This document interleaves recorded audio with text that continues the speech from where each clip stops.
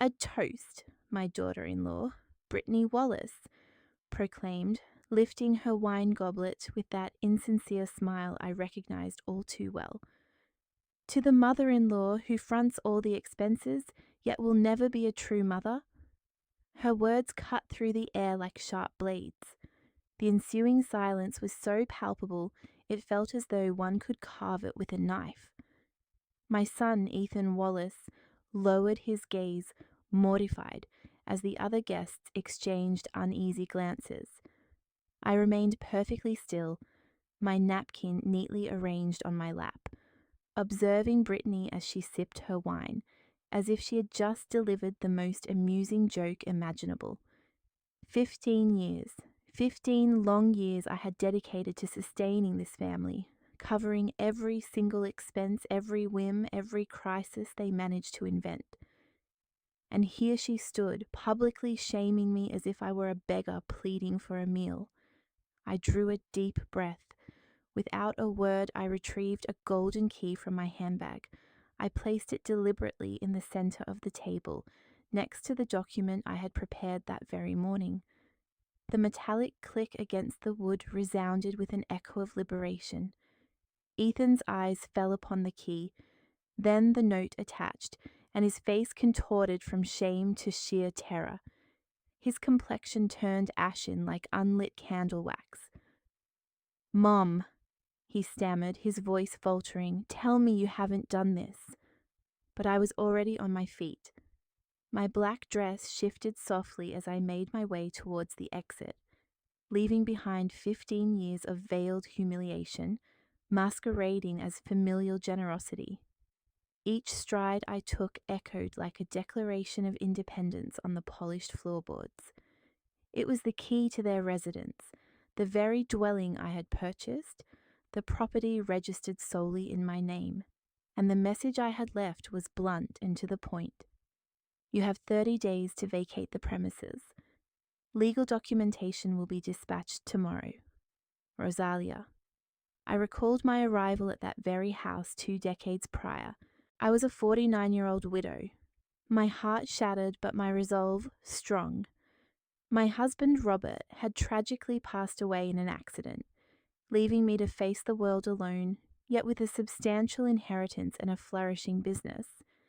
Ethan was barely 24 when he wed Brittany, that sweet, outwardly charming young woman who addressed me as Mom and embraced me whenever financial assistance was required.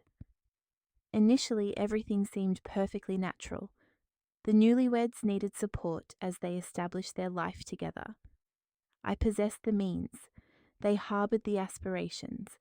I financed the down payment for their first home, a respectable 2-story structure with a garden I envisioned as a future playground for my grandchildren.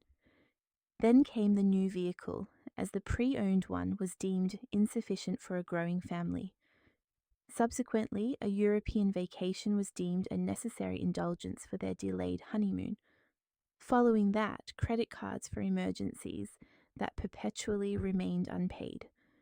Brittany possessed a peculiar talent for inducing guilt in me for my financial security while they struggled. "It must be wonderful not having to fret about bills," she would lament with a theatrical sigh. "I wish we all could experience such peace of mind." And, like a fool, I would reach for my checkbook once more. For years, I effectively became their personal ATM. Each month, I transferred $2,500 to cover their essential expenditures. I managed the mortgage payments, utility bills, car insurance, telephone services, and even their gym memberships. When their children were born, I bore the costs of hospital stays, nannies, clothing, and private schooling. At one point, I estimated my total financial contribution over those 15 years to be upwards of $400,000. And never once did I receive a genuine expression of gratitude. Only expectations, demands cloaked as urgent necessities, feigned smiles followed by outstretched hands. The final indignity that propelled my decision had been that particular dinner. Brittany had orchestrated a family gathering, ostensibly to commemorate my 69th birthday. However, from the moment of my arrival, I sensed an underlying unease. Her acquaintances were present, individuals unknown to me, and they regarded me with that detestable blend of pity and condescension. Throughout the meal, Brittany made veiled allusions to older individuals clinging too tenaciously to their offspring, and emphasized the importance of each generation maintaining its own distinct space. When the cake was served, it wasn't even my preferred flavor. It was chocolate, a taste I abhor, but one she relishes. And then the toast. That pivotal moment when my own daughter-in-law chose to publicly humiliate me before strangers, casting me as the pathetic benefactor destined never to be a true maternal figure to them. Yet, as I walked to my vehicle that evening, a profound internal shift occurred. I was no longer the vulnerable widow seeking to purchase affection. I was Rosalia Jenkins, a 69-year-old woman who had meticulously constructed an empire from nothing after the loss of my husband. It was time to reclaim my identity. Upon returning to my apartment that night, I poured myself a glass of deep red wine and settled by the expansive window, gazing out at the city's panorama. The distant lights flickered like earthly stars, a poignant reminder of the countless nights I had dedicated to building my achievements. My reflection in the glass revealed a weary yet unyielding woman. My emerald eyes still harbored the spark that had captivated my late husband and intimidated numerous business rivals. I recalled the very first occasion Ethan introduced Brittany to me. She was 22, her long, wavy brown hair cascading down her shoulders, and she wore an emerald green dress that accentuated her luminous eyes. "Mom," my son had said, offering that nervous smile he deployed when requesting something significant, "I want you to meet the woman I intend to marry." Brittany approached me with an outward display of timidity, embraced me warmly, and whispered, "I truly hope we can foster a mother-daughter bond." How incredibly naive I was to have believed those words were uttered with sincerity. The initial years felt akin to a domestic idyll. Brittany contacted me daily, sharing her aspirations, seeking counsel on home decor, culinary endeavors, and the intricacies of being a devoted wife. I was overjoyed to finally have the daughter I had always yearned for. My marriage to Robert had been blessed with Ethan, but I had perpetually dreamed of raising a daughter, imparting to her my feminine wisdom, and sharing those intimate dialogues that are exclusively reserved for mothers and daughters. For a time, Brittany filled that void. We frequented boutiques together, indulged in lunches at upscale establishments, and shared rejuvenating spa and manicure afternoons. Naturally, I bore all the expenses, but I did so willingly, believing I was cultivating a genuine connection. When she became pregnant with Caroline, my first grandchild, I was present for every prenatal appointment, meticulously selecting baby attire and furnishing the nursery with the most opulent furnishings I could procure. Caroline entered the world on a rain-swept Tuesday in April. When the nurse gently placed her into my arms for the very first time, my heart swelled, encompassing my entire chest. That child possessed my very same green eyes, the distinctive upturned nose of my family lineage, and when her tiny fingers encircled my index finger, I knew I would protect her at all costs. However, subtle shifts began to manifest following Caroline's birth. Brittany's calls transitioned from casual chats to solely requests for funds for diapers, formula, or new baby garments. Luncheon invitations became increasingly scarce, and when they did materialize, they invariably concluded with a mention of some minor financial predicament requiring my assistance to resolve. When Caroline reached the age of 2, Thomas, my second grandson, arrived, a handsome boy with his father's dark hair and a roguish smile, reminiscent of Ethan's own youthful demeanor. With 2 children under their roof, expenses escalated exponentially, and I continued to shoulder all responsibilities without a hint of complaint. Private schooling, swimming lessons, piano instruction, ballet for Caroline, soccer for Thomas, family excursions to Walt Disney World, the sun-drenched shores of Cancun, the thrilling theme parks of Orlando, always funded by me, always enjoyed by them. My son Ethan had ceased gainful employment 5 years prior. Brittany had skillfully persuaded everyone that he was engaged in an innovative entrepreneurial pursuit, demanding his undivided attention. Yet I never witnessed any tangible outcomes. I only observed a 39-year-old man slumbering late into the day, immersed in video games, while his wife orchestrated social gatherings with her companions, utilizing my financial resources. Brittany's metamorphosis had been a gradual yet unwavering progression. The demure young woman I had initially encountered had evolved into a demanding matriarch, accustomed to a life of opulence without any personal contribution. Her expenditures became ostentatious, designer handbags that surpassed a teacher's monthly salary, fashionable footwear worn but a single time, and weekly beauty treatments accumulating to thousands of dollars each month. And I continued to fund it all. I remained the silent benefactor, the doting grandmother, the mother-in-law who never uttered a refusal. Whenever I attempted to establish boundaries, Brittany possessed an impeccably crafted counter-argument. "The children require stability," she would assert, her eyes brimming with manufactured tears. "We don't wish for them to endure a childhood of perceived deprivation." Or the classic rejoinder, "Ethan is under considerable professional pressure. Introducing financial anxieties could jeopardize his health." It was pure manipulation masquerading as familial concern. However, that evening, seated by my window with a glass of wine in my hands, I finally comprehended what I had been unwillingly acknowledging for years. I was not an integral part of their family unit. I was their financial resource. Their affection was not genuine. They desired my wealth. They did not respect me. They merely tolerated my presence due to its convenience. Brittany's toast had served as the stark, irrefutable confirmation of what my intuition had long suspected. To her, I had never represented a maternal figure. I was simply the affluent elderly woman responsible for all the bills, who, for some inexplicable, pathetic reason, felt compelled to purchase the devotion of her own family. That realization should have crushed me, but instead it instilled within me a peculiar sense of liberation. For the first time in 15 years, I perceived the situation with absolute clarity.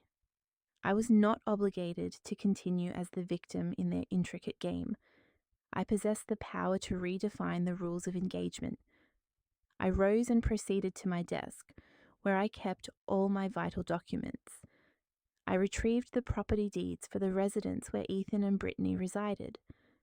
The monthly statements for the credit cards I dutifully settled, and the records of the automated bank transfers I had arranged to subsidize their expenses.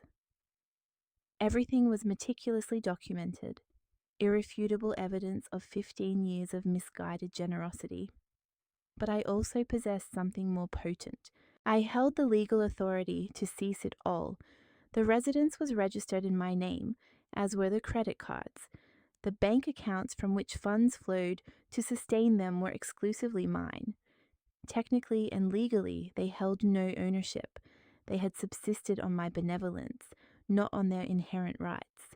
And benevolence, unlike legal obligations, can be rescinded at any given moment. I reached for my telephone and dialed my attorney, Greg Stevens, a meticulous and discreet individual who had managed my legal affairs for over a decade. "Greg," I stated upon his answer, despite the late hour nearing 10 o'clock, "I require you to prepare all the necessary eviction documents for the Maple Street property first thing in the morning, and I also wish to revoke all authorizations for the usage of my subsidiary credit cards." A brief silence ensued on the other end of the line. Are you certain about this, Rosalia? It represents a significant decision. I have never been more certain of anything in my life, I responded with a composure that even surprised me. At 6 o'clock the following morning, I was already dressed and prepared to embark on what I considered the most pivotal day of the past 15 years. I donned my pearl grey suit, the attire that invariably imbued me with a sense of authority during crucial business negotiations, and swept my hair into an elegant chignon. In the mirror, I saw the woman I had been prior to becoming the complacent grandmother, determined, unyielding, and the master of my own destiny. My initial communication was directed to the bank. Good morning, this is Rosalia Jenkins. I need to immediately cancel all scheduled automatic transfers from my primary account. The representative requested confirmation for each transaction. $2,500 monthly for Ethan and Brittany's essential expenditures, cancelled. $800 for Brittany's automobile payment, cancelled. $500 for the children's extracurricular pursuits, cancelled. $300 for the country club membership, cancelled. Are you absolutely certain you wish to cancel all these transfers, Miss Jenkins? The employee inquired with evident concern. Completely certain, I replied without hesitation. Furthermore, I wish to cancel all supplementary credit cards linked to my account, specifically those issued to Ethan Wallace and Brittany Wallace. I detected the rapid cadence of her typing. Understood. Those cards will be deactivated immediately. Is there anything else I can assist you with? Yes, I wish to update all my account access passwords and establish alerts for any unauthorized access attempts. Upon concluding my conversation with the bank, I contacted Greg. He had already commenced the preparation of the legal documentation I had requested the preceding evening.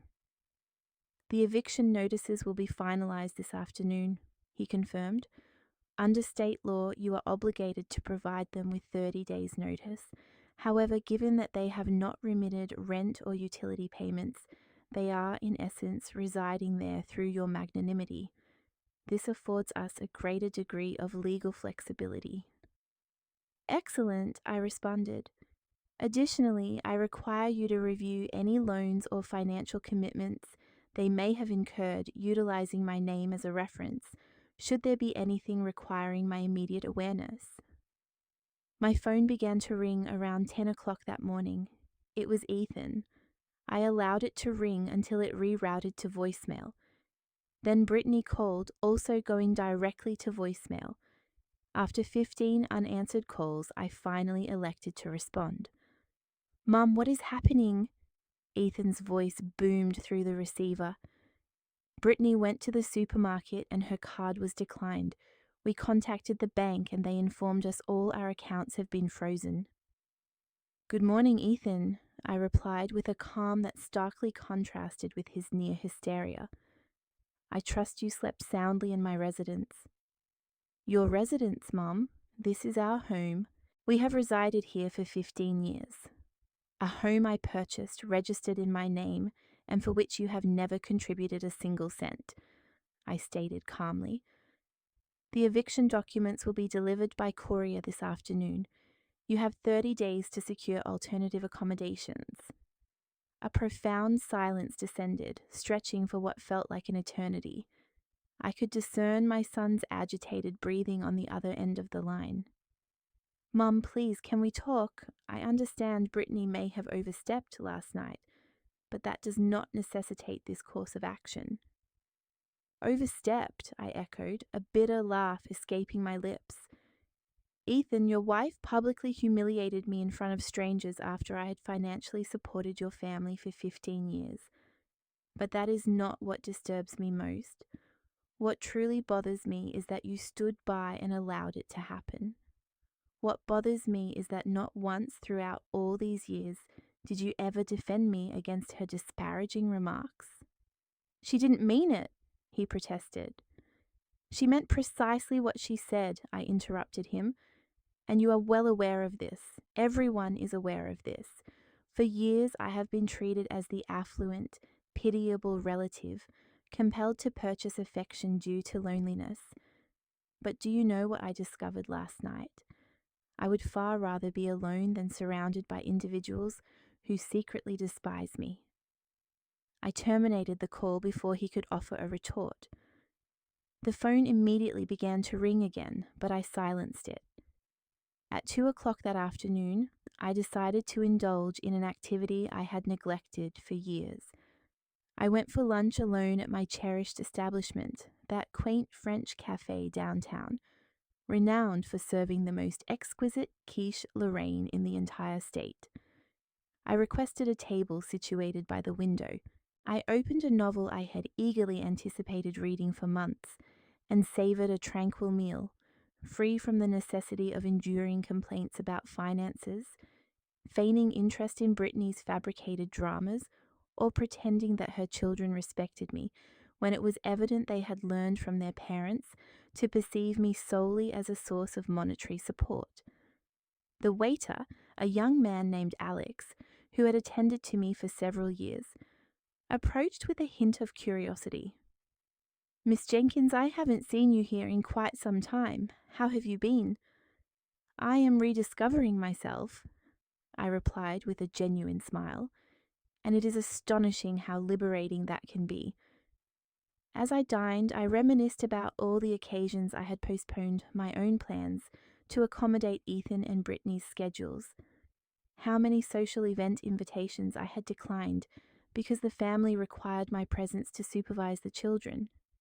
How many journeys I had deferred due to the constant emergence of emergencies, demanding my immediate financial intervention.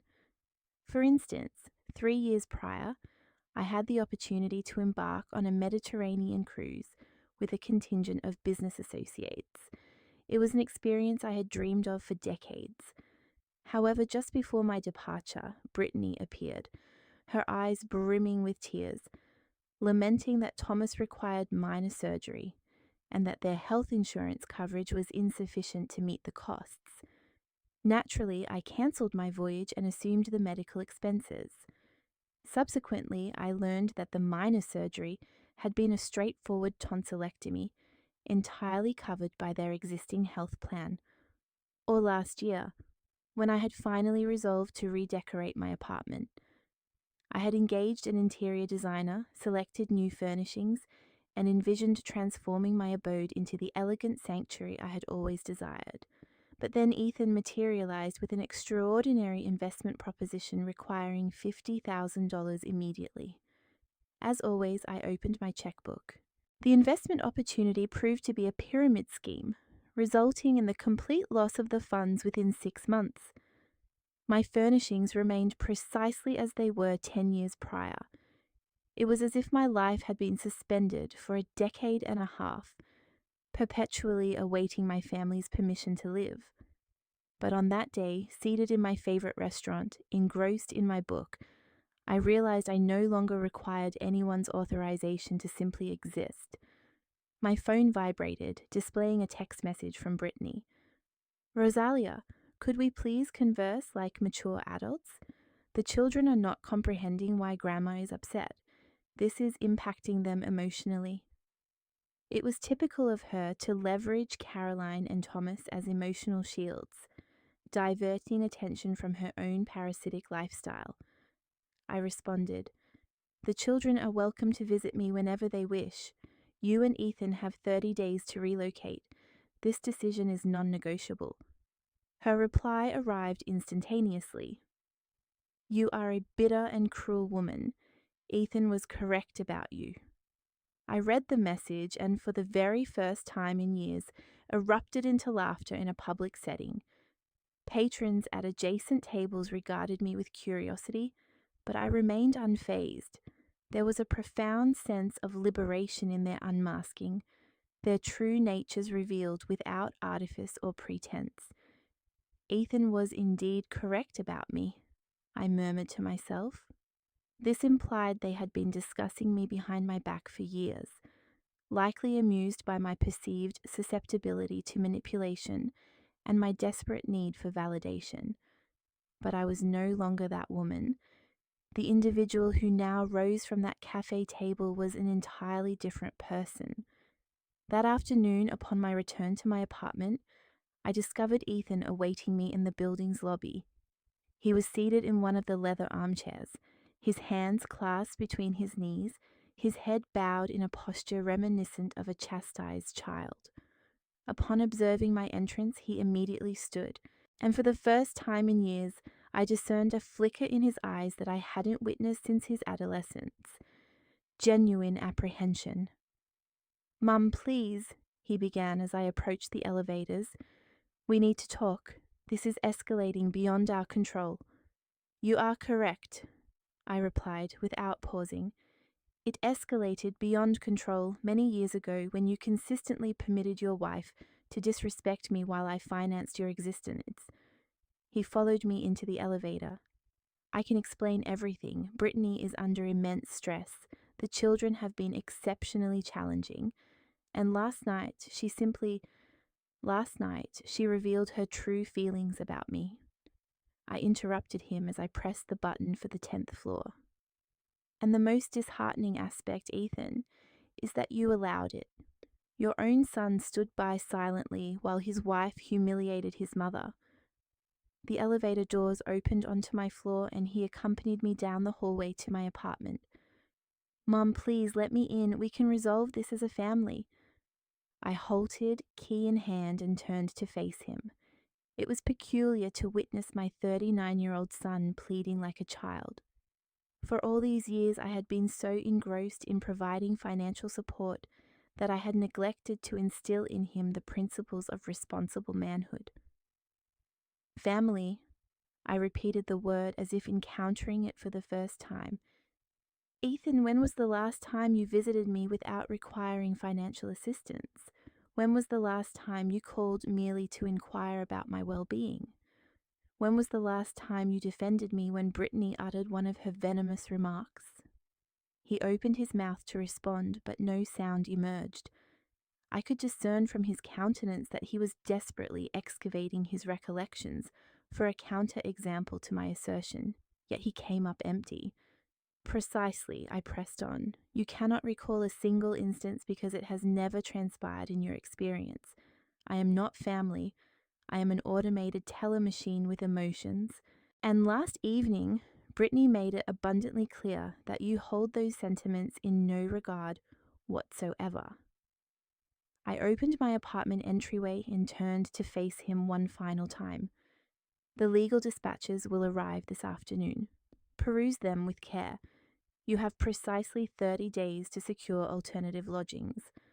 Following that, I shall summon the authorities if requisite." "And what if we opt not to depart?" he inquired, his voice a blend of defiance and desperation. "Then you shall discover the true meaning of having a maternal figure who tolerates no disrespect," I responded before shutting the door. I poured myself a measure of white wine and settled into my preferred easy chair, from which I had an unimpeded vista of the sprawling metropolis. My cellular device continued its insistent ringing, but I had silenced it. Each vibration signaled another futile endeavor by Ethan and Brittany to sway my resolve. Approximately 6 o'clock in the evening, my doorman apprised me of a courier's arrival with significant correspondence. "Deposit them with the concierge," I instructed him. "I shall retrieve them tomorrow." It felt peculiar to experience such profound serenity, knowing that downstairs my son was likely receiving the eviction notices that would irrevocably alter his existence. That night, for the first time in years, I partook in a peaceful repast. I prepared seared salmon accompanied by asparagus. I uncorked a bottle of wine I had been reserving for a momentous occasion and initiated playback of classical music. I was spared the necessity of enduring complaints about the cuisine. I was not compelled to arbitrate petty squabbles. I was spared the pretense of interest in Brittany's fabricated sagas concerning her social circle acquaintances. It was simply myself, my sustenance, my melodies, and my tranquility. As I attended to the dishwashing, a recollection surfaced of a discourse I had with my late husband, Robert, mere weeks before his passing. We were seated in the garden of our initial residence, observing Ethan engage in a game of soccer in the adjacent yard. He was 14 years of age then and had recently been in an altercation with us because we wished him to complete his scholastic assignments before joining his companions. Do you believe we are indulging him excessively? I had posed to Robert that afternoon. He had paused for consideration before replying, I believe that love unburdened by limits ceases to be love, Rosalia. It transforms into complicity. If we never impress upon him that actions bear consequences, he will never acquire the capacity to honor anything or anyone. At that juncture, his pronouncements had struck me as unduly severe. Ethan was our sole offspring, and subsequent to 3 unfortunate miscarriages, he had become our miracle. I was determined to bestow upon him every privilege I had been denied in my own formative years. I desired him to experience unwavering affection, protection, and security. However, nearly 25 years hence, I comprehended Robert's sentiment. My boundless affection had engendered a man bereft of accountability. My unconditional beneficence had nurtured an individual who valued naught, having never exerted himself to obtain it. And the most disheartening aspect was that I had permitted this pattern to extend to his consort and offspring. Caroline and Thomas, my cherished grandchildren, were maturing with an identical outlook.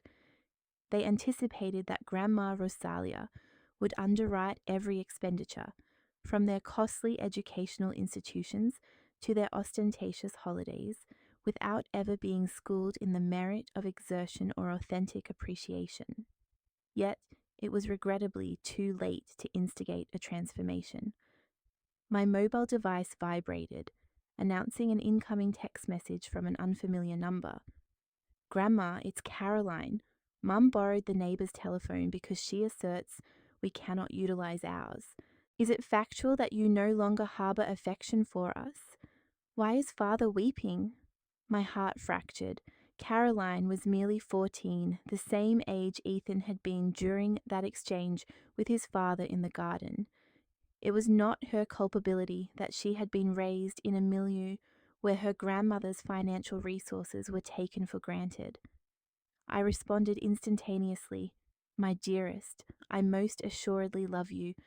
I cherish you and Thomas above all else in the universe, but on occasion adults must undertake arduous decisions to impart significant lessons. Might you visit tomorrow following your schooling so we may converse? Her reply arrived with alacrity. Yes, but mother maintains we are forbidden from visiting your abode, because you are exceedingly displeased.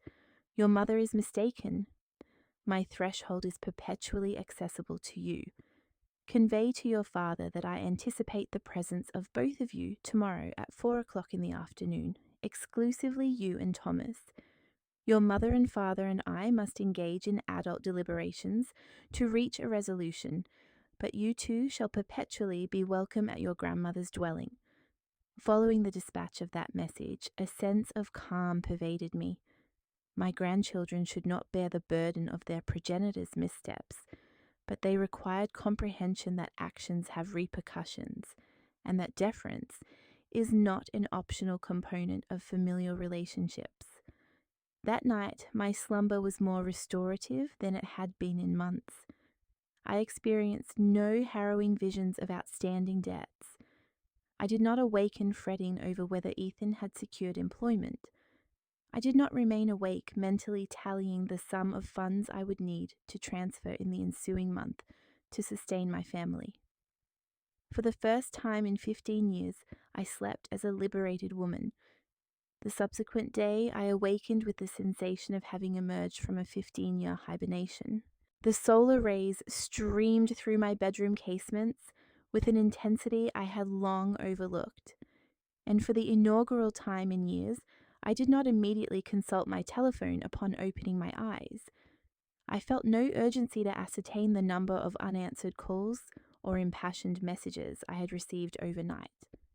I prepared a full breakfast: scrambled eggs, toast adorned with homemade strawberry preserves, freshly ground coffee, and freshly squeezed orange juice. I consumed my meal deliberately, savouring each morsel while perusing the Morning Gazette in solitude. It was remarkable how different edibles tasted when one was not compelled to ingest them hastily between emergency financial calls and their successors. Approximately 10 o'clock in the morning, Greg contacted me to affirm the delivery of the documents. Ethan received them last evening, he informed me. He also contacted me on 3 occasions early this morning, but as you instructed, I did not respond. Would you prefer that I manage all legal correspondence through my office? Yes, please, I replied. And Greg, I also wish for you to redraft my testament. There will be substantial alterations in the allocation of the inheritance. A silence ensued on the other end. Are you quite certain, Rosalia? Such resolutions can be irrevocable. I am more assured of this than of any other undertaking in my entire existence, I informed him with a steadfastness that surprised even myself. After concluding my call with Greg, I resolved to perform an action I had neglected for decades. I contacted my sister Brenda, who resided in Miami, and with whom I had gradually lost touch during the years of intensive child rearing of my parasitic lineage. Rosalia, she responded, her voice tinged with evident surprise. Good heavens, it has been an age. How are you? How are you, Brenda? I commenced, and for the first time in years, I could speak of my life without resorting to pretense that all was idyllic. I recounted the entire narrative, from the early epics of my magnanimity to Brittany's humiliating toast, from the electronic transfers to the eviction mandates. My sister listened in quietude for nearly an hour. Upon my conclusion, she exhaled deeply. Rosalia, do you apprehend what causes me the greatest distress in all of this? She finally inquired. What is it? That throughout these years, each time I contacted you, you spoke as though you were the most fortunate woman on earth. You regaled me with tales of family excursions, of your grandchildren's accomplishments, of your familial closeness. I even harbored envy because I perceived you to possess the ideal family, while I here, solitary and without progeny, felt incomplete. Her words struck me with the force of a physical blow. I suppose I had convinced myself it was the truth. I confess that it was simpler to believe I was procuring genuine affection than to acknowledge I was being exploited. Sister, what you have undertaken is not cruelty. It is self-preservation, and it was long overdue. Following my conversation with Brenda, I experienced a sense of validation I had not felt in years. Someone who had known me since my youth. Someone who stood to gain or lose nothing from my financial decisions was affirming that I had acted appropriately. At 3:30 in the afternoon, I prepared to welcome Caroline and Thomas. I procured their favoured confections, prepared hot chocolate, and tidied the drawing room to ensure they felt at ease. Regardless of the discourse we were destined to have, I wished my grandchildren to comprehend that my affection for them remained unaltered. They arrived precisely at 4 o'clock, accompanied by Ethan, whose appearance suggested he had not slept for days. His eyes were crimson, his attire creased, and he wore that defeated expression I had not witnessed since his adolescence. And Robert had administered punishment for his transgression of shattering a window while playing ball at home. Mother, he began to articulate, but I silenced him with a gesture. Ethan, this exchange is to be with Caroline and Thomas. You may await them in the building's antechamber. They are my grandchildren, and I am their grandmother, and I possess the prerogative to converse with them in private, particularly in light of all that has transpired. He evinced a desire to protest, but Caroline, who had perpetually exhibited maturity beyond her years, interjected, placing a hand upon his arm. Father, it is acceptable. We need to converse with Grandma. Once Ethan had departed, I served them cookies and hot chocolate, and we took our seats in the parlour. Caroline, at 14, regarded me with those verdant eyes so reminiscent of my own, filled with bewilderment and concern. Thomas, 11, appeared more engrossed by the cookies, yet I could discern from his body language that he too was apprehensive. Grandma, Caroline began, is it true that you are dispossessing us of our residence? Mother has been weeping all day, and father has not emerged from his chamber. I took a moment to select my words judiciously. These children merited candour, but they also deserved the information to be presented in a manner they could comprehend. Caroline, Thomas, do you comprehend the origin of the funds that defray your residence, your schooling, your excursions, your apparel? Thomas shrugged. From mother and father, I presume. No, my darlings, it originates from me. For 15 years I have financed every aspect of your domestic sphere. The dwelling is registered in my name. The invoices are settled by me.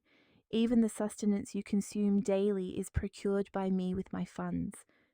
Caroline regarded me with dilated pupils. Seriously, father does not labour? Your father claims to operate a business, but that enterprise has never generated sufficient revenue to sustain the family. And your mother does not work either. But then why do they perpetually declare they lack funds for the things we desire? Thomas inquired with unfeigned perplexity. Because it is simpler to declare an absence of funds than to elucidate that the money is not theirs. It is mine. Caroline, who had consistently been the more perceptive of the two, began to connect the disparate pieces of information. That is why, whenever we desire something costly, Mother states, ask Grandma or ascertain if Grandma can assist us. Precisely. But Grandma, Caroline continued, if you are defraying all expenses, why does Mother perpetually speak as if we are soliciting favours from you? That query pierced my heart because it revealed that my 14-year-old granddaughter had already begun to perceive the deleterious dynamics within her household. Because your mother does not wish for you to grasp the truth, it is more convenient for you to believe that I am the benevolent grandmother who offers assistance sporadically, rather than to acknowledge that you subsist entirely on my financial resources. Thomas ceased chewing his cookie. Does that imply we are impoverished? It signifies that your parents have elected not to labour, for they are aware that I shall underwrite every expense, but that circumstance concluded last evening. What transpired last evening? Caroline inquired. I elucidated in terminology appropriate for their ages what had transpired during the evening meal. I recounted Brittany's toast, the humiliation I experienced after years of supporting them, and my determination to finally establish boundaries. So we must relocate? Thomas asked in a hushed tone. Your parents must devise a method to support themselves and you. Yes, but that does not imply you shall vanish from my existence. You are my grandchildren, and I love you more than words can express. But you will no longer provide us with financial assistance? Caroline inquired. I shall assist you through alternative means. I shall ensure you possess that which you genuinely require, but I shall no longer defray the opulent lifestyle to which your parents have become accustomed, and I shall undertake something of greater significance. I shall impart to you the value of labour and respect. Caroline nodded slowly. I believe I comprehend. Mother utters unkind remarks about you at times, and I have invariably felt uncomfortable, but I never fair-throned the reason. What manner of remarks does she make? She asserts, you are controlling. You employ your wealth to manipulate us. You derive pleasure from our dependence because you lack a life of your own. The anguish of hearing those words from my granddaughter's lips was immeasurable, yet it was also liberating. I finally possessed confirmation of what I had suspected for years. Caroline, Thomas, I stated after processing my granddaughter's recent revelation, I wish for you to comprehend something of immense importance. My actions are not intended to inflict distress upon you. They are designed to impart a lesson that your parents have never demonstrated, that respect is non-negotiable, and that authentic affection cannot be purchased. Thomas, who had been idly manipulating his cookie fragments, regarded me with those dark eyes so akin to Ethan's during his childhood. But where shall we reside, Grandma? All of my companions attend my school. Your father and mother will be compelled to secure employment and seek a dwelling they can afford with their own funds. And yes, it is conceivable that you will need to transition to a public educational institution and that you will be unable to possess all the opulent accoutrements to which you are accustomed. Is that undesirable? Caroline inquired with genuine curiosity. No, my darlings, millions of children attend public schools and lead content lives. Millions of families manage on restricted budgets and learn to appreciate their possessions. What is undesirable is maturing with the conviction that currency materializes spontaneously, without grasping that someone must labor assiduously to acquire it. Caroline contemplated for a moment. I suppose I had never given it that consideration. Whenever I desire something, I simply petition Mother, and if she claims an absence of funds, we approach you. And how does that make you feel? Thomas frowned like an automated teller machine. The candor of my 11-year-old grandson astonished me. Precisely like an automated teller machine, Thomas. That must be dreadful, Caroline murmured. I detest it when my acquaintances only seek me out when they require a monetary loan for lunch. Now envision that occurring for 15 years, and rather than school acquaintances, it were your own family. The two children remained silent, absorbing the information I had imparted. I could perceive in their expressions that they were grasping the situation from an entirely novel vantage point. Grandma, Caroline finally stated, may I pose a query? Did you labor to earn all of that wealth? I toiled with immense dedication, Caroline. Following your grandfather Robert's demise, I was compelled to maintain the construction enterprise we had jointly established. I worked 12 hours a day, 6 days a week. I would awaken at 5 in the morning to review projects before the labourers arrived and retire past midnight, attending to the accounting. And father assisted you? Your father was 18 when your grandfather passed. I extended an offer for him to join me in the business so he might acquire knowledge and eventually inherit it, but he preferred to socialize with his companions and engage in revelry. Thomas regarded me with curiosity. Father never worked with you? I attempted to instruct him on multiple occasions, but each time I assigned him responsibilities, he devised pretexts to evade their fulfillment. He contended that construction labor was excessively arduous, that he harbored alternative aspirations, that he would forge his own path. And did he forge it? Caroline inquired with a maturity that wrung my heart. What is your assessment, my dear? Following 15 years of marital union, have you ever witnessed your father bring monetary resources into the household? Caroline slowly shook her head. Never. Whenever we require something, Mother declares, let us ask. But that does not signify that your father is incapable of labouring. It signifies that he has elected not to do so, for he is aware that I shall perpetually be present to resolve financial predicaments. And Mother, Thomas inquired, your mother is an intelligent and capable woman. She is conversant in 3 languages. She holds a degree in business administration, and prior to espousing your father, she was employed at a marketing firm.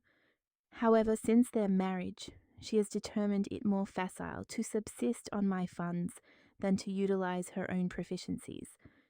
The children exchanged glances that conveyed a depth of understanding far exceeding their years.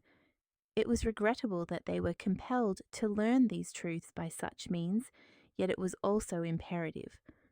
Grandma, Caroline stated after a prolonged silence, We have been inequitable towards you as well." Her pronouncement surprised me with its candor and maturity. "You are children, Caroline. It is not your responsibility to comprehend adult financial dynamics, but you can derive edification from this circumstance. What may we learn? You may learn that all endeavors in existence carry a price, and someone must invariably bear that cost. You may learn that currency does not materialize spontaneously, but necessitates exertion and effort. And you may learn that respect forms the bedrock of all relationships, even within familial bonds." Thomas raised his hand as if in a classroom. "I wish to learn to work. I can assist you at your company, Grandma." His offer deeply affected me. "You are too young to labor in construction, Thomas, but you can commence with rudimentary tasks. You can learn to manage your allowance. You can contribute to household chores to earn supplementary income. You can begin to apprehend that valuable possessions demand effort." "And I?" Caroline inquired. "I am already 14. You may secure part-time employment on weekends. You can offer babysitting services, assist neighbors with their errands, work at a retail establishment, and you may commence accumulating your own savings for the acquisitions you desire." "But does that signify you will cease to provide us with assistance?" Thomas inquired with apprehension. "It signifies that I shall aid you in divergent capacities. Rather than bestowing upon you all that you covet without exertion, I shall instruct you in the means of obtaining it yourselves. Instead of underwriting caprices, I shall ensure you possess that which you truly require. And rather than permitting your parents to utilize you as a justification for idleness, I shall demonstrate to you that it is feasible to function as a responsible and industrious family." Caroline nodded thoughtfully. "I believe that sounds preferable, Grandma. I feel remorseful knowing that you defrayed all expenses while Mother spoke disparagingly of you." "You feel remorseful regarding that?" "Yes, because it signifies we have been inhabiting a deception. Mother perpetually informed us that we were a prosperous family, that Father possessed a thriving enterprise, that we were fortunate, but in reality it was entirely your remuneration. And how does that knowledge render you feel?" "Ashamed," Caroline confessed, "and also incensed, because had I been privy to the truth, I would have expressed greater gratitude towards you. I would have offered thanks on each occasion you financed something, rather than accepting it as a matter of course." Thomas nodded vigorously. "Yes, akin to our visit to Disney World last year." "Mother informed us she had diligently saved funds for that excursion for an extended duration. But in truth, you underwrote every expense, is that correct?" "I covered the airfare, the accommodation, the park admissions, the sustenance, the mementos.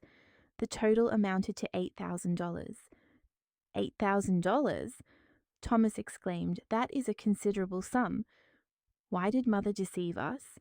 Because it was simpler for you to perceive her as the benevolent maternal figure who orchestrated magnificent holidays, rather than to concede that she had contributed not a single cent towards the journey."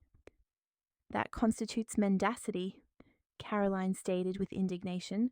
"I detest that they perpetuated such falsehoods for so long." "Your mother did not fabricate falsehoods with the intent to inflict injury," I clarified, though inwardly I harbored doubts about that assertion. "However, she did withhold critical information that would have aided you in better comprehending your familial circumstances. What is to transpire presently?" Thomas inquired. "Presently your parents will be obliged to acquire proficiency in responsible adulthood. They will need to secure employment, they will need to relocate to an abode they can afford, and they will need to rear 2 extraordinary children utilizing their own resources. And what if they are incapable of achieving this? Naturally they are capable, Caroline. Your mother and father are intelligent and competent individuals. They have simply opted for the path of least resistance for an excessive duration. When facing adversity and lacking an easy route, they will discover methods to persist and flourish. Do you believe they will resent us for this discussion?" Thomas inquired with apprehension. They will likely be displeased initially, but you have done nothing wrong. You have merely been apprehended to the reality of your family's circumstances, and that truth will empower you to make superior choices going forward. Following Caroline and Thomas's departure that afternoon, I found myself in my sitting room, contemplating the exchange we had just concluded. Witnessing the gradual dawning of comprehension in their eyes, observing their assimilation of their family's reality, had imbued me with a profound sense of both sorrow and optimism. Sorrow, because they were compelled to confront difficult truths at such a tender age, yet hope for at last an individual within that household was beginning to grasp the significance of diligence and esteem. My telephone rang around 8 in the evening. It was an unrecognized number, yet I elected to answer. "Rosalia," I heard a woman's voice that I did not immediately identify. "Who is this?" "It's Brittany. I'm calling from my neighbor's phone because you've disconnected our lines." "Ah, Brittany," I responded with a composure that I knew would vex her. "How may I be of assistance?" "How can you help me?" she echoed incredulously. "Rosalia, you have just devastated your own family's existence. Do you comprehend the magnitude of your actions?" "I comprehend it perfectly. I have ceased subsidizing the lifestyle of two fully capable adults who have deliberately chosen inactivity for 15 years. You cannot do this. The children do not deserve this." "You are correct. The children did not deserve to mature within a household replete with deception, where they were indoctrinated into the belief that currency materializes instantaneously and that disparaging the provider of all their needs is acceptable." "I never disparaged you, Brittany. Last night you declared in the presence of guests that I would never achieve the status of a true mother after 15 years of financing your every whim, your every fabricated crisis." The connection crackled, and I could discern her agitated respiration. "I was inebriated," she finally stammered. "I did not intend that." "Indeed, you did intend it. You have harbored such sentiments for years, and last night you finally mustered the courage to articulate them openly. My sole regret is that it took me so long to truly heed your words. Please, Rosalia, can we rectify this? May I offer an apology? I can change." "Apologize, change," I repeated with a sardonic laugh. "Brittany, you are not apologizing for your utterance. You are apologizing because the effortless financial support has ceased. Had my credit cards remained functional, this conversation would never have transpired." "That is untrue." "It is unequivocally true. Tell me, Brittany, when was the last occasion you contacted me simply to inquire about my well-being? When was the last time you invited me for lunch without an accompanying financial predicament to discuss?" Another protracted silence ensued. "That is precisely what I surmised," I continued. "To you I have never been family. I have been an automated teller machine endowed with emotions, and last night you made it unequivocally clear that you do not even respect those emotions." "The children require you," she stated, her voice quivering. "The children will have me, but they will no longer have the grandmother who perpetually finances their needs without receiving reciprocal respect. They will have the grandmother who loves them sufficiently to impart genuine values. And what are we to do? Ethan has been gainfully unemployed for years. I lack recent professional experience. Brittany, you are 37 years of age, possess a university degree, and command fluency in 3 languages. Ethan is 39, is in excellent health, and was raised within a lineage of builders. You will not be compelled to undertake tasks that millions do not accomplish daily. Labor to sustain yourselves. But we cannot maintain this accustomed way of life with conventional employment. Precisely. You will be necessitated to learn to subsist within your actual financial capabilities, much like everyone else. This is unfeeling, Rosalia.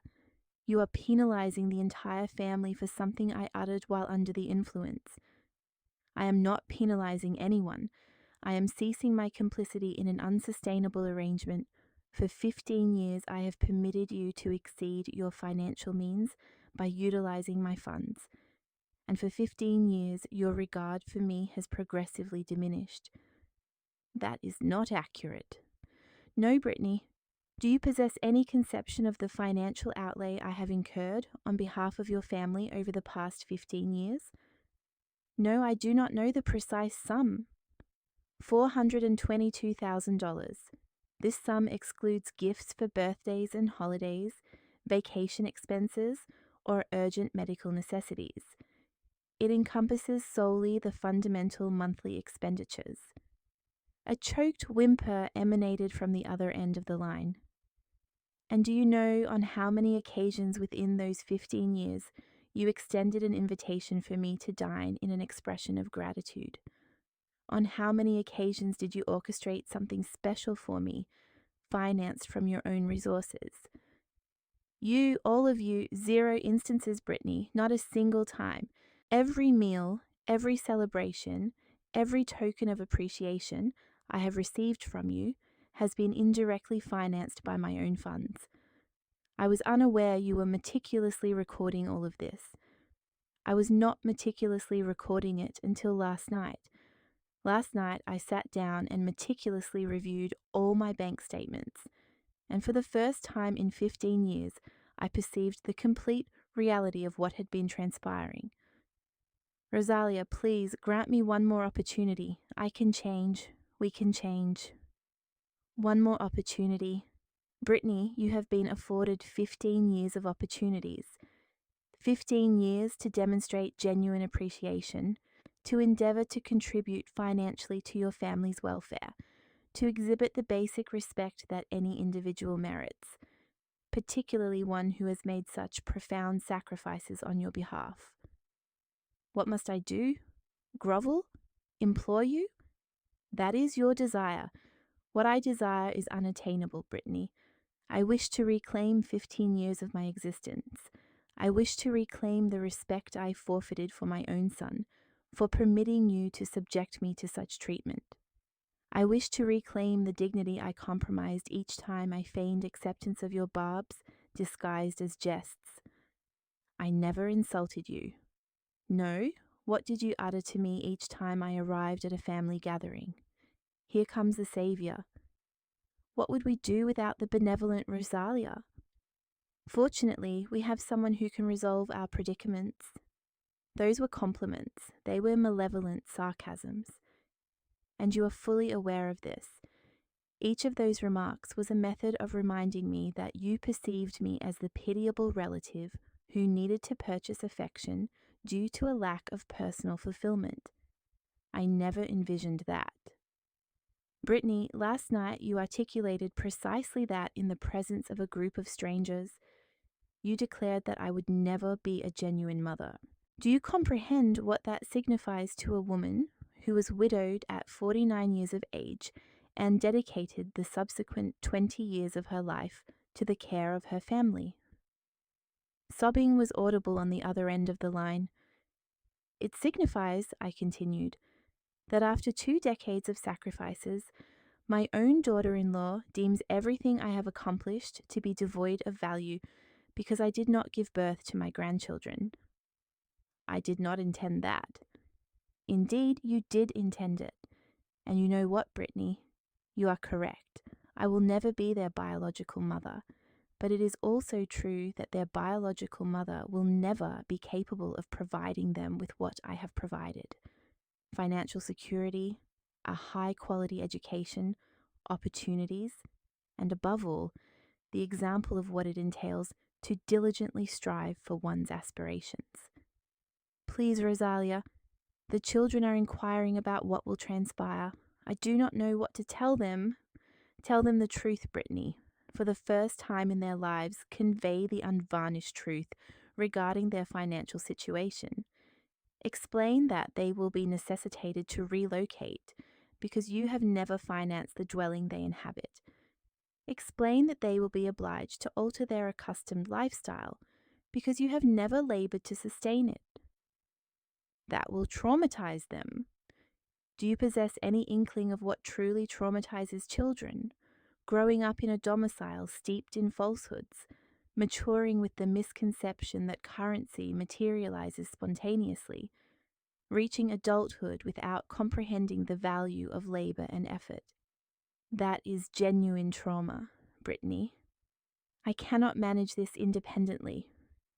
You will not be alone. You will be accompanied by Ethan, your husband.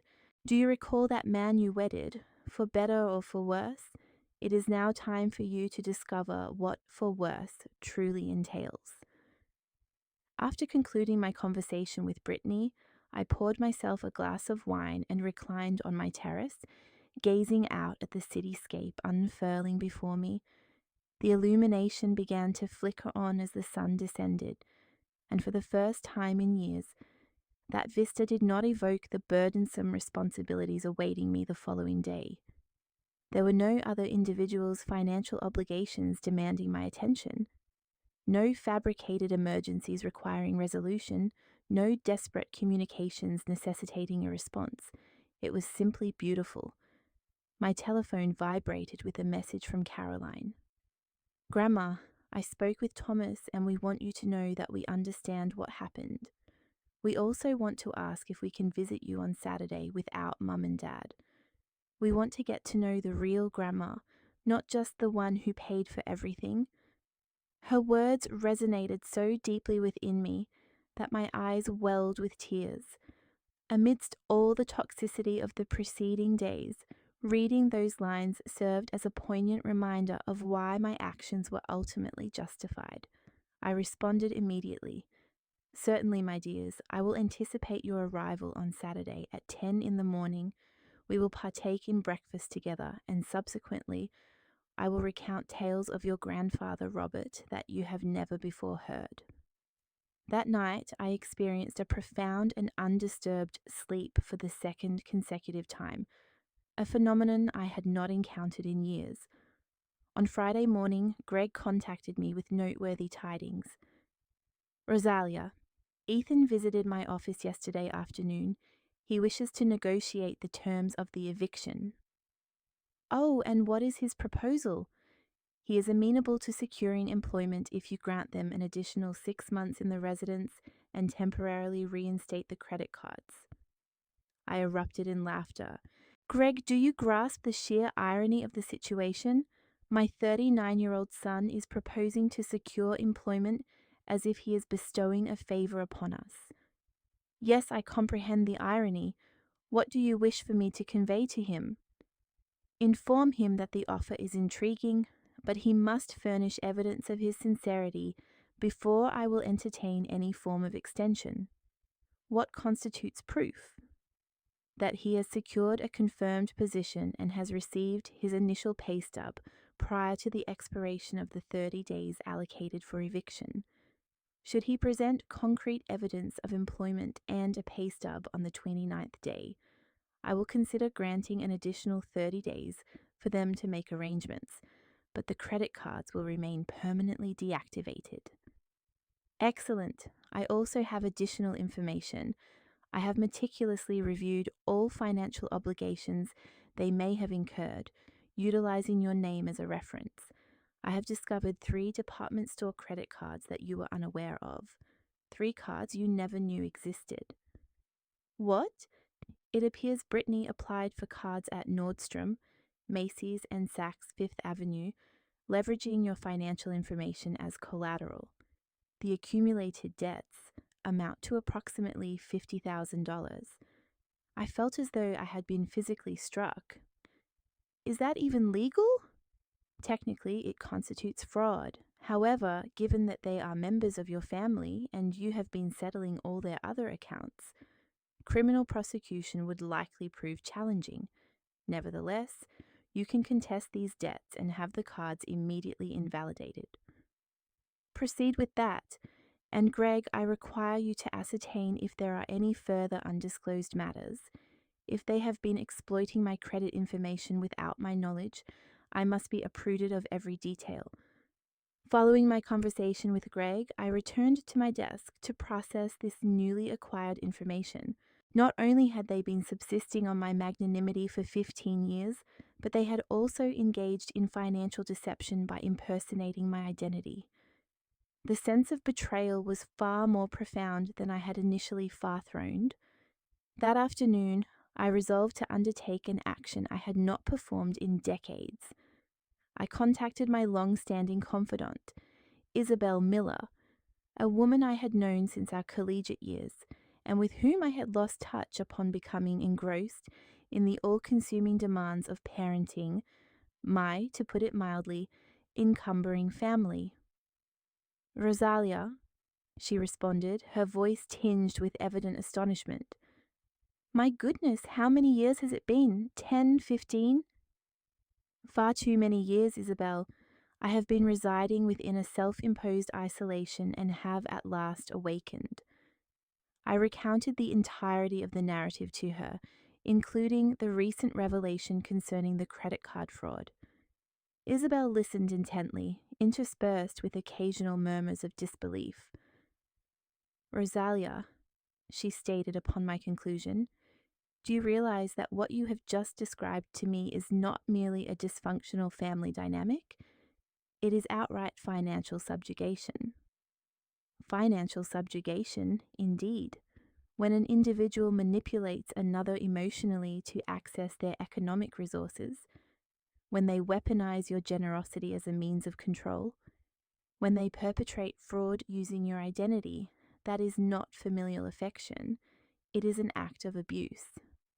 Her words struck a resonant chord within me, as they provided a nomenclature for a sensation I had been experiencing but had been unable to articulate.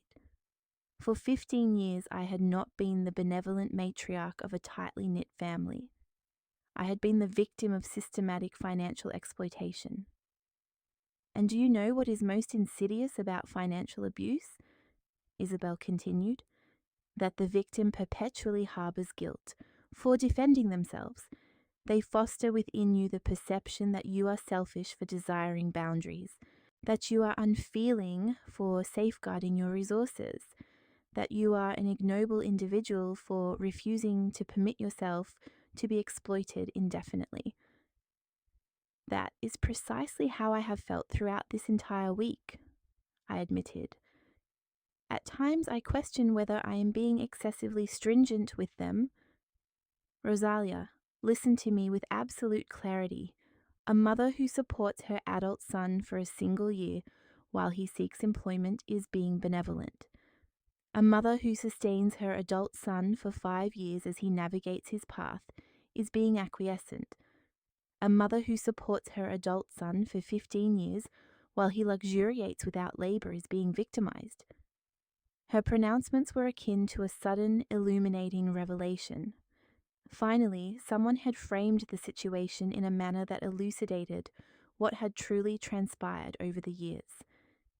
"Isabel, may I pose a question?" "Certainly." "During all these years that we were out of contact, did you ever ponder why I seemed to vanish from your social orbit?" "Honestly, yes, I used to wonder what had become of you. You who were once so self-reliant, so assured.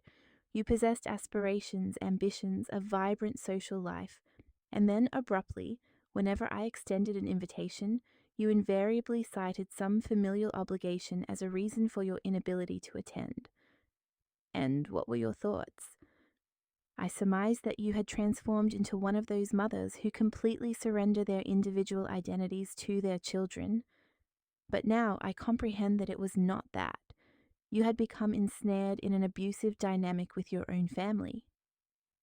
That afternoon, for the first time in 15 years, I made social arrangements that were entirely independent of my family's needs.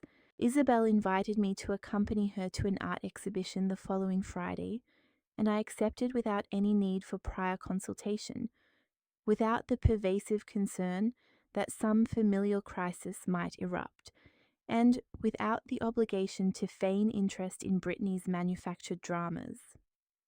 On Saturday morning, Caroline and Thomas arrived punctually at 10 o'clock.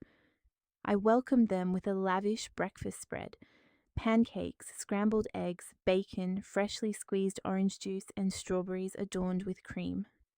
However, the most significant aspect was that, for the first time in years, I was able to savor a meal with my grandchildren without the incessant drone of their parents lamenting financial woes in the background. "Grandma," Caroline remarked as she delicately sliced her pancakes, "I wanted to tell you something. Last night I overheard Mum speaking on the phone with her sister, and she was saying that you had lost your mind, that you were being cruel for no justifiable reason." "And what is your opinion on that?" "I believe Mum fails to comprehend the significance of gratitude.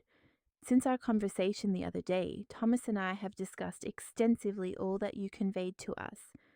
Thomas nodded his head vigorously. "And we have come to the realization that we have never truly expressed our thanks for anything." "How does it feel to acknowledge that deficiency?" Caroline admitted. "But we have also resolved to rectify that. We aspire to learn the meaning of genuine appreciation, not merely when we require something. And we also wish to learn how to work," Thomas added with evident enthusiasm.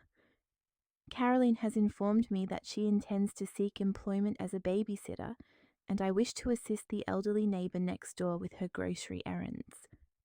I regarded them both with unfeigned pride. In a single candid exchange, they had demonstrated a level of emotional maturity that surpassed their parents over the course of 15 years. "Do you know what?" I inquired. "I believe you will fare admirably, irrespective of what transpires with your parents."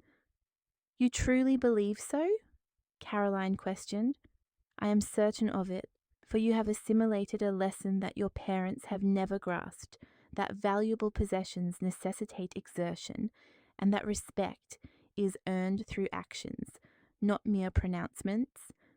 3 months later, I found myself seated at a table in a quaint cafe overlooking the Arno River in Florence, Italy, contemplating the gentle flow of the water as the afternoon sun cast a golden luminescence upon the ancient edifices. Before me sat a perfectly prepared cappuccino and a volume of poetry I had long desired to peruse. For the first time in decades, my time was entirely my own. The sojourn to Europe had been an impromptu decision. Subsequent to divesting the construction enterprise that Robert and I had jointly established, I recognized that my financial resources far exceeded my prospective needs for the remainder of my life.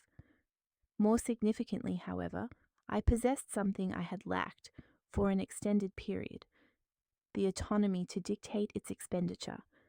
My telephone vibrated with an incoming message from Caroline. "Grandma, I have secured a second job. I now babysit 3 afternoons per week and assist at the local bookstore on Saturdays.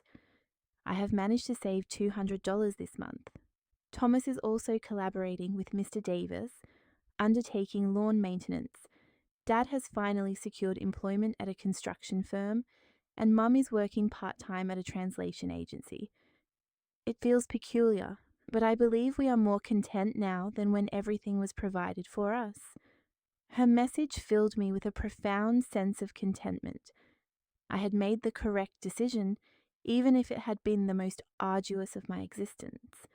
Ethan had contacted me 2 weeks prior, the first communication in 2 months. His voice conveyed a discernible shift, exhibiting greater maturity and a less adolescent cadence. "Mum," he had articulated, "I wish to inform you that I have secured a position at Rivera Construction. I commenced as a basic laborer, but the foreman indicates I possess the aptitude for advancement if I apply myself diligently." "I am pleased to hear that, son. I also wish to extend an apology, not for the current circumstances, but for all the preceding years. You are correct. I am a 39-year-old man who never acquired the capacity for responsibility because I always presumed you would resolve every issue." "And how do you feel now that you must resolve matters independently?" "Terrified," he confessed with a nervous laugh. "But also I find it difficult to articulate. Proud, I suppose. When I received my inaugural paycheck, I understood a sentiment I had never previously experienced. That currency was mine. I had earned it through my own efforts. And Brittany is encountering greater challenges than I am. She remains aggrieved with you. She continues to believe you were excessively severe. However, she is employed, and the children now accord her greater respect, observing her diligent efforts. I am gratified to learn that the entire family is engaged in productive labor. Mum, may I ask you something? Certainly. Will you ever grant us complete absolution? Is there any possibility of us reclaiming the status of a conventional family? I had engaged in careful deliberation prior to responding. Ethan, forgiveness is not a commodity that is granted unilaterally and permanently. It is a construct that is meticulously assembled on a day-to-day basis through consistent actions and genuine respect. If you persist in demonstrating that you have internalized your lessons, if you continue to accord me the esteem I merit, and if you maintain responsibility for your individual lives, then yes, we can commence the process of rebuilding our relationship. However, you will never again receive financial assistance from me. I will provide support in alternative capacities. Should the grandchildren require something for their educational pursuits, in the event of a genuine medical emergency, or if you can demonstrate that you have been diligently saving and working towards a specific objective, then I will contemplate making a contribution, but I will never again subsidize capable adults who elect not to sustain themselves. Now, while seated in that Italian cafe, I recalled that conversation with a gentle smile. 90 days had elapsed since I had terminated all financial disbursements, and my family had not only persevered, but was flourishing in ways that would have been utterly inconceivable while they were dependent on my financial support. Greg had transmitted a report to me the preceding week. Ethan had already received 3 promotions within 2 months, a testament to his diligent work ethic. Brittany had been elevated to the position of coordinator at the translation agency. The children were adapting commendably to their new public schooling, where Caroline had been elected class representative and Thomas had become a valued member of the soccer team. More importantly, they had acquired the skill of managing their finances within a defined budget. They had divested Brittany's luxury automobile and procured a pre-owned yet dependable replacement. They had relocated to a 2-bedroom apartment that, while smaller than my residence, was cozy and financed through their own earnings. They'd embraced cooking domestically instead of patronizing costly eateries, and had come to realize that some of the most cherished family moments didn't necessitate expenditure. Strolls in the park, engaging in games at home, and preparing meals together became their new routine. Caroline had shared with me during one of our weekly conversations, "Grandma, it feels peculiar, but I believe I grasp the essence of being a family more profoundly now. Previously, when we possessed everything we desired, we never truly valued anything. Now, when we acquire something special, like ordering pizza on a Friday evening, it genuinely feels like a significant occasion. This profound shift served as confirmation that my decision had been the correct one. My grandchildren were internalizing principles that would serve them throughout their lives. The merit of diligence, the fulfillment derived from their own endeavors, the significance of gratitude, and the discernment between desires and necessities. As for myself, these past 3 months had been an eye-opener in ways I could never have anticipated. I had rediscovered my own identity, independent of my perceived financial utility to others. I had re-established connections with old companions, delved into pastimes I had set aside for decades, and visited locales I had long yearned to explore. But more crucially, I had reclaimed my self-respect. That particular afternoon in Florence, as the sun dipped below the horizon, casting its golden glow upon the river, I placed a call to Isabel. "How is your grand European expedition unfolding?" she inquired, her voice alight with palpable enthusiasm. It's been life-altering, Isabel, but I believe I'm prepared to return home. Are you weary of beautiful Italy? She pressed. Not at all, quite the contrary. I feel so invigorated within myself that the compulsion to flee my former life has vanished. I am eager to construct a new existence back home, a life where I am the principal architect, not merely the financial patron of others' lives. And your family, Isabel continued, they will be well. In fact, they are flourishing more than they have in years, and upon my return, my connection with them will be fundamentally different. It will be founded on mutual regard and sincere affection, not on financial dependency. That evening, from my hotel room with its vantage point overlooking the magnificent Florence Cathedral, I commenced writing in my personal journal for the first time in many years. Today I marked my 70th birthday in what is undoubtedly the world's most stunning city. Yet the most exquisite aspects are not the masterpieces I have observed, nor the breathtaking panoramas. The paramount beauty lies in the sensation of having truly reclaimed my life. For 15 years I had become a mere echo of my former self, existing solely to be of service to individuals who offered me no genuine appreciation. I had convinced myself that I was being a devoted mother and grandmother, but in reality, I was failing as a mentor in life. Now, my grandchildren contact me to share their professional accomplishments, rather than to solicit financial assistance. My son addresses me with deference because he has learned that respect is something that must be earned. My daughter-in-law is beginning to comprehend that authentic maternal care involves not subsidizing one's children, but rather instilling in them the principles of responsibility. And for the first time in decades, I feel unburdened. What I discovered was not retribution, but emancipation. It was not harshness I employed, but rather a form of nurturing discipline, the kind of affection that occasionally necessitates saying no to impart vital life lessons. Tomorrow I will journey back home, but I will not be the same individual who departed 3 months ago.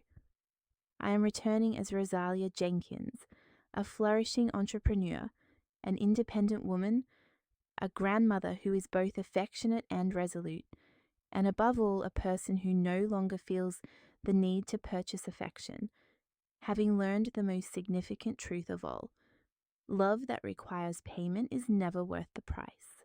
I closed the journal and cast one final glance out of my hotel window. The voyage home would commence on the morrow, but I was no longer the same woman who had fled a mortifying dinner 3 months prior.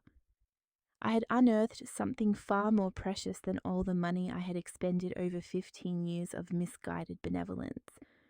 I had rediscovered my dignity, and this time no one would be able to strip it away from me. Did you find my narrative compelling? And from which city are you engaging with this story?